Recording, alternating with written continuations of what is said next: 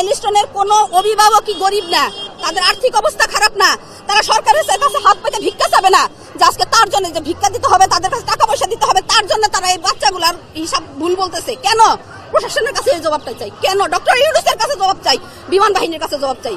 সঠিক হিসাবটা চাই কি কোনো বাবা আমার বাচ্চাদের কিছু আমি কি ভিক্ষা চাইতাম? আমি চাবো না, আমার সেই অবস্থা না।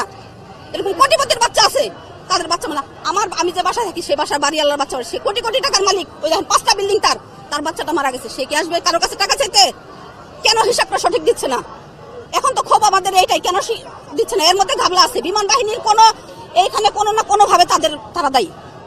আর কি আমরা যেহেতু মিডিয়ার মধ্যে জানতে পারছি যে বিমানটা ত্রুটিপূর্ণ ছিল, সেটা গত বছর যা ডেট ফেল হয়ে গেছে, সেই বিমানটা নিয়ে কেন একটা নতুন পাইলটকে পাঠালো তারা ট্রেনিং করতে? কেন পাঠালো? তার সাথে আরেকটা পাইলট রাখা উচিত ছিল না, তাও রাখে নাই। এইখানে তো আছে নাকি সেই পাইলটের কোনো শত্রু ছিল না, এখানে কোনো মানে ইচ্ছাকৃত কোনো পরিকল্পনা করে এখানে বিমানটা করছে জানি না। আরেকটা স্কুলের উপর আমরা রাত্রে ঘুমাতে পারি না, স্কুলের বাচ্চা হোস্টেলে থাকে ঘুমাতে পারে না, সর্বক্ষণ 2 মিনিট পর পর প্লেন যায়।